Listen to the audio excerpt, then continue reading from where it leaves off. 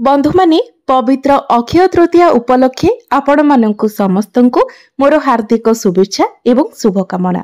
जदि आपणकर कर्कट राशि होइथाय तो आजिर एही भिडियोटी आपण माननक पई बहुत गुरुत्वपूर्ण अटे। कर्कट राशिर व्यक्ति विशेष मानकर जीवन एही पवित्र अक्षय तृतीया परठारु संपूर्ण भाबरे बदलिबाकु जाउछि। कारण ग्रह नक्षत्र मानकर चलन रे एक बहुत बड़ परिवर्तन हेबाकु जाउछि। सूर्यंक समेत तीनोटी प्रमुख ग्रह एही अक्षय तृतीया परे निजर राशि परिवर्तन करबाकु जाउछंती। देवगुरु बृहस्पति, राहु एवं केतु निजर राशि परिवर्तन करबाकु जाउछंती, जहा फलरे आपणक जीवन रे मध्य एक बड़ परिवर्तन हेबाकु जाउछि।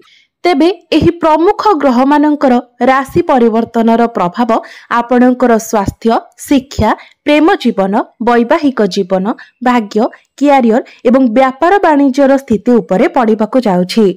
तो एही अक्षय तृतीया परे ए सब क्षेत्र रे आपणकर केउ सब परिवर्तन हेबो से विषय रे आजिर एही भिडियो रे आमे माने विस्तार भाबरे जानिबा। नवग्रहंकर स्थिति मध्य देखिबा। नवग्रह आपणको केउ भली फल प्रदान करिबारे सक्षम हेबे। एहा व्यतीत अशुभत्व प्रदान करुथिबा ग्रह मानक पई विशेष प्रतिकार मध्य जानिबा। सेथिपई आपणकर जदि कर्कट राशि होइथाय तो भिडियोटी को लाइक करी चैनल टी को सब्सक्राइब करि देबे एवं कमेंट बॉक्स रे भक्ति एवं श्रद्धार सहित जय श्री जगन्नाथ निश्चय लिखिबे। तो बंधु माने आसंतु आरंभ करिबा आजिर एही कार्यक्रम को, जहा आपणकर जन्म राशि चंद्र राशि उपरे आधारित अटे।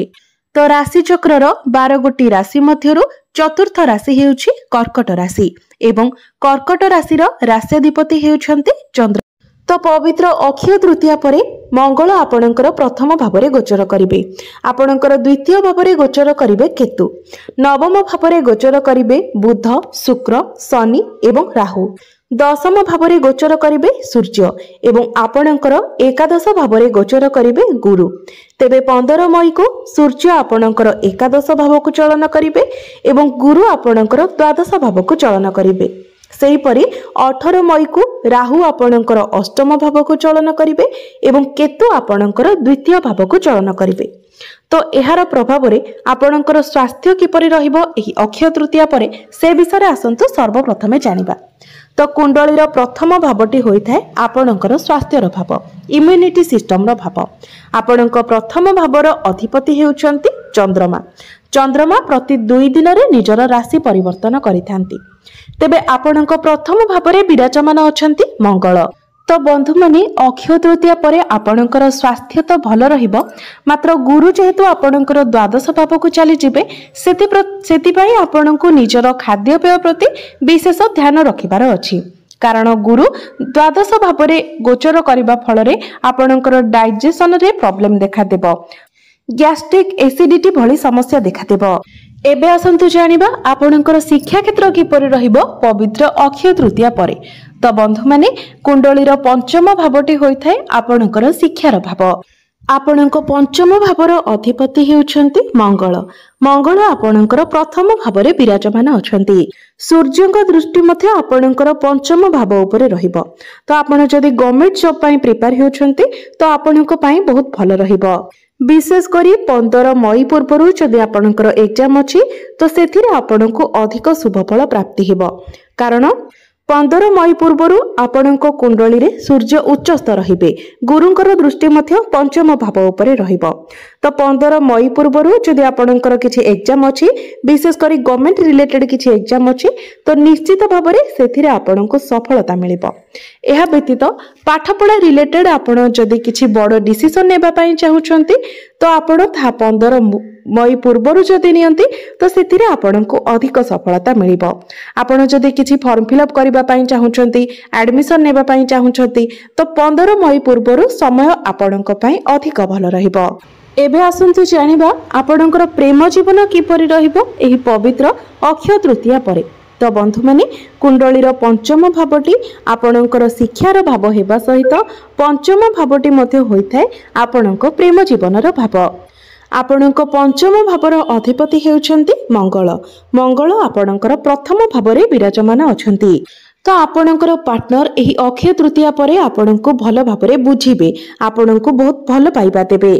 आपणଙ୍କୁ इंपोर्टेंस देबे कारण मंगल आपणकर प्रथम भाव अछंती मात्र आपणक मध्यरे टिके जिद्दी स्वभाव रहिबो किंबा आपणक मध्यरे टिके एग्रेशन रही पारे कारण मंगल आपणकर प्रथम भाव नीचस्थ अछंती तो आपणक मध्यरे क्रोध देखा देबो छोट छोट कथारे आपण चिड़ी जिबे रागी जिबे फ्रस्ट्रेट होई जिबे एवं तरबरिया भावरे आपण आपणकर पार्टनर को किछि भी मध्य कहि देबे तेबे आपणकर प्रेम जीवन किंतु अक्षय तृतीया परे भल रहिबो कारण आपणकर पार्टनर एसबुरे एडजस्ट करि नेबे। एबे आसंतु जानिबा आपणकर वैवाहिक जीवन किपरि रहिबो एही पवित्र अक्षय तृतीया परे। तो बंधु माने कुंडलीर सप्तम भावटी होइथाय आपणकर वैवाहिक जीवनर भाव। तो आपणक सप्तम भावर अधिपति हेउचंती शनि। शनि आपणकर नवम भावरे विराजमान अछंती। तो आपणकर जे शनि अढ़ई चली वर्तमान ताहा समाप्त हो सारी तेबे शनि जेतेबेले आपणकर अष्टम भावरे थिले आपणकर वैवाहिक जीवन रे अनेक प्रकारर समस्या देखा देउथिला आपणक जीवन साथींकर स्वास्थ्य रे मध्य समस्या देखा देउथिला मात्र वर्तमान आपणकर वैवाहिक जीवन रे धीरे धीरे सुधार आसीबारे लागिछि आपणकर वैवाहिक जीवन सुखमय रहिबो आपणकर जीवन साथींकर स्वास्थ्य रे मध्य आपण उन्नति देखिबाको पाइबे। एहा व्यतीत एही अक्षय तृतीया परे आपणक जीवन साथींकर क्यारियर रे एवं भाग्य रे मध्य आपण ग्रोथ देखिबाको पाइबे। तो अक्षय तृतीया परे आपणकर वैवाहिक जीवन बहुत भल रहिबो। तो केवल आपणको आपणको क्रोध उपरे नियंत्रण करिबार अछि जेहेतु आपणकर प्रथम भावरे मंगल निचस्थ रहिबे तेणु आपणको आपणको क्रोध उपरे टिके नियंत्रण रक्षा करिबाको हेबो। एबे आसंतु जानिबा सबुठार गुरुत्वपूर्ण विषय वस्तु आपणकर भाग्य क्यारियर एवं व्यापार वाणिज्यर स्थिति किपरि रहिबो एही पवित्र अक्षय तृतीया परे। तो बंधु माने कुंडलीर नवम भावटी होइथाय आपणक भाग्यर भाव। आपणक नवम भावर अधिपति हेउछंती देवगुरु बृहस्पति। तो बृहस्पति आपणकर एकादश भावरे विराजमान अछंती मात्र 15 मई को गुरु आपणकर द्वादश भाव को चलन करिवे। तो बंधु माने आपणकर भाग्य भावर अधिपति होई गुरु जतेबेले आपणकर द्वादश भावरे चलन करिवे तो सेतेबेले हुएत आपणको आपणक भाग्यर सेतेटा साथ मिली न पारे। तो 15 मई पूर्वरु जदि आपणकर किछि शुभ मांगलिक कार्य करिवार अछि तो आपण करि नियंतु किबा जदि किछि बड़ काम करबाकू चाहुछंती किछि बड़ जिनिस किणा बिका करबाकू चाहुछंती किछि इन्वेस्ट करबा पई चाहुछंती तो ए सब काम आपण 15 मई पूर्वरु करि नियंतु कारण 15 मई परे लगातार 1 वर्ष पर्यंत आपणको आपणको भाग्यर सेतेटा साथ मिलिबो नाही कारण संपूर्ण 1 वर्ष पर्यंत गुरु आपणकर द्वादश भावरे रहिबे। बंधु माने गुरु जेतेबेले आपणकर द्वादश भाव को चली जिबे तो द्वादश भावटी होइथाय खर्चर भाव तेणु आपणकर खर्चरे वृद्धि हेबो एवं 15 मई परे आपण इन्वेस्टमेंट थारु जदि दूरे रुहंती तो आपणक पई भल रहिबो काहाको ऋण देबा किंबा ऋण नेबा किंबा शेयर मार्केट ट्रेडिंग रे इन्वेस्ट करबा थारु आपण दूरे की रुहंतु। जदि आपण ए सब करबा को चाहुचंती तो आपणकर निजस्व जन्म कुंडली भल भाबरे कोनोसी भल ज्योतिषक निकट रे देखाइबा परे ही आपण ए सब क्षेत्र रे आगो को बढ़ंतु नचेत आपणको क्षतिर सामना करबाको पड़ी पारे। एबे आसंतु जानिबा आपणकर क्यारियर किपरि रहिबो एही पवित्र अक्षय तृतीया परे। तो बंधु माने कुंडलीर दशम भावटी होइथाय आपणकर क्यारियर भाव कार्य क्षेत्रर भाव।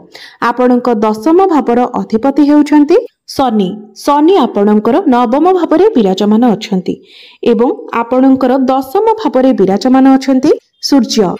तो सूर्य आपणकर दशम भावरे थिबा कारणरू आपणक निज हिसाब रे काम करबा को पसंद करिवे अन्य काहर कथारे काम करबा को आपण पसंद करिवे नाही आपणको डोमिनेटिंग पसंद हेबो नाही मात्र मंगल मध्य आपणकर प्रथम भावरे थिबा हेतु आपण क्यारियर रे एनर्जेटिक रहिबे आपण निजर काम गुडी को करि पारिबे काम पई आपणक मन रे भय रहिबो नाही आपणक मध्यरे कॉन्फिडेंस लेवल बहुत भल रहिबो। तो सूर्य जेहेतु आपणकर दशम भावरे उच्चस्थ अछंती तो कार्य क्षेत्र रे आपणको मान सम्मान प्राप्ति हेबो चाकरी क्षेत्र रे आपणकर पदोन्नति हेबो क्यारियर रे आपणको अचीवमेंट्स मिलिबो एवं जदि आपणक निकटरे कोनोसी चाकरी बाकरी नाही आपण चाकरी पई प्रिपेयर हेउछंती चेष्टा करूछंती तो आपणको चाकरी मिलिबार मध्य बहुत अधिक संभावना रहुची विशेष करी 15 मई पर्यंत बहुत अधिक संभावना रहुची तेणु आपण चाकरी पई निजर चेष्टा जारी रखिबा उचित। तो क्यारियर आपणकर अक्षय तृतीया पर बहुत भल रहा व्यतीत राहु जितेबाला 18 मई को आपणकर अष्टम भाव को चलन करेंगे। तो जो मैंने रिसर्च लाइन रे अच्छा एस्ट्रोलोजर अच्छा आपण एपरी कौन क्षेत्र में अच्छा जो आपण को गभीर अध्ययन करने को पड़े से सब क्षेत्र में आपण को बहुत अधिक सफलता मिल तेबे राहु अष्टम भाव में गोचर करने फल आपणकर गोड़ खसबार संभावना बढ़ी जाए। तो जितेबाला आपण केउडे जाउछंती आपण चलवा समय ध्यान रखु जेपरी आपणकर गोड़ केउठारे स्लीप न करे। जदि आमे आपणकर बिजनेस रो कथा कहबा तो बिजनेस आपणकर अक्षय तृतीया पर बहुत भल रहिबो। आपण निजर बिजनेस को आग को बढ़ाइबे, बिजनेस को केमिति आपण उन्नति करिवे से विषय रे आपणक मन को अनेक प्रकार रो आइडिया आसीबो एवं सेथिरे आपण सक्सेस मध्य हेबे। बिजनेस को आपण आग को बढ़ाइबे, बिजनेस रे आपणक लाभ मध्य मिलिबो। तो बिजनेस पई अक्षय तृतीया परर समय आपणक पई बहुत भल रहिबो। तो एबे आसंतु जानि नेबा किछि प्रतिकार विषय रे जो प्रतिकार गुड़िक करबा द्वारा आपणकर जहाँ सब अशुभत्व रहुछि से सब खंडन होई परिबो एवं आपणको अधिक शुभत्व प्राप्ति होई परिबो। तो सेथिपई आपण प्रत्येक दिन चंद्रमांकर बीज मंत्र 108 थर जप करंतु। प्रत्येक दिन गुरुंकर बीज मंत्र मध्य आपण 108 थर जप करंतु। प्रत्येक दिन आपण हनुमान चालीसा पाठ करने सहित प्रत्येक दिन उदित सूर्य को आपण तंबा पात्र रे जलार्घ्य अर्पण करंतु। निश्चित भाव में समस्त अशुभत्व गुड़िक दूर होई आपणको अधिक शुभत्व प्राप्ति हेबो एवं आपणको भाग्य रे मध्य उन्नति आसीबो। तो बंधु माने आपणकर जीवन मंगलमय हेउ एहा ही ईश्वरक निकट रे मोर प्रार्थना। धन्यवाद।